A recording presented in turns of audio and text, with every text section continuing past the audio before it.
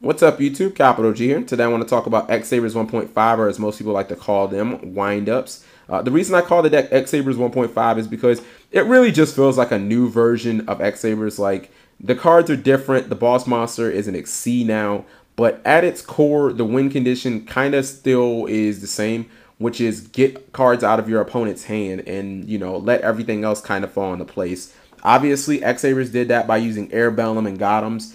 Windups are going to use Mighty and Hunter to pop cards out of your hand. So that's where the similarities start. But in my opinion, I don't think this deck is anywhere near as good as X-Sabers. Not X-Sabers now, because obviously they're not as good now. But I'm talking about X-Sabers in past formats when they were winning, YCSs. And I don't think that windups will get anywhere close to winning YCSs.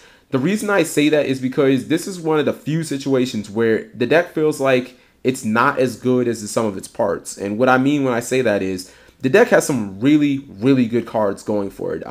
Mighty is a behemoth. That card is insane. Despite the fact that it has very mediocre stats for rank 3, it's still very, very powerful. Hunter is a very good card. Wind Up Rat is a one-card exceed with pretty much everything in the deck, because ironically, it does feel like Konami made this deck so that any idiot can pick it up and play.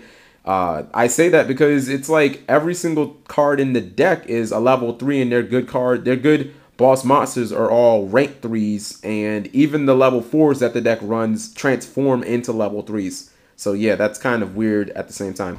But anyway, and Wind Up Factory. Wind Up Factory, for my money, is almost as good as Black Whirlwind, which is a limited card. So the deck has some very good tools.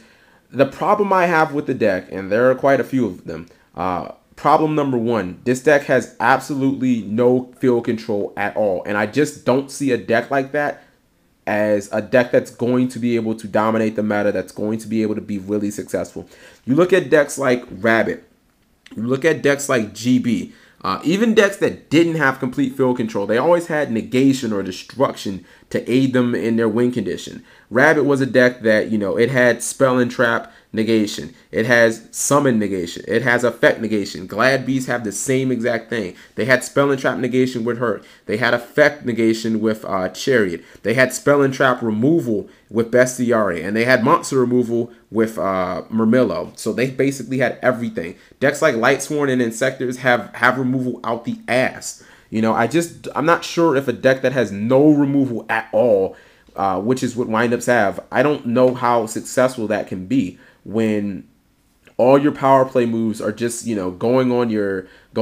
out cards from your opponent's hand and then trying to let everything else fall into place. Another reason that I'm not crazy about this deck is the deck is so limited in the extra deck.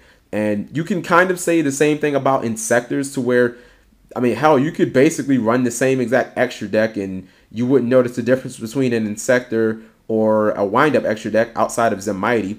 But Insectors don't really need a whole bunch of tools in the extra deck, because Hornet blows up everything that's in front of you, and you basically don't need anything else after that. You can just make Zemaze, you can make Zemains, summon a Dragonfly, and just keep blowing stuff up.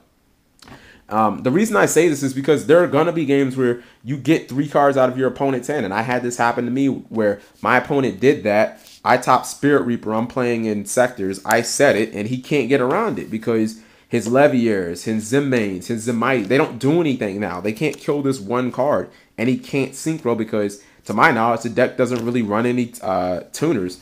So I end up getting Dragonfly off, blowing up his field, hitting him with Reaper, and winning the game. And that's the problem with the deck. It's like this deck feels like it has 2 gears. It's like driving a car with 2 gears. You have first gear and fourth gear, and there's no in between. There's no middle ground. For my money, this deck feels like, I'm trying to think of a metaphor here. This deck feels like the Green Bay Packers. Yes, it has Mighty, which would be Aaron Rodgers, but if you take away that card, what else does the deck do well? It doesn't have any type of negation. It doesn't have any type of destruction. And it doesn't have any type of field control. You know what I mean?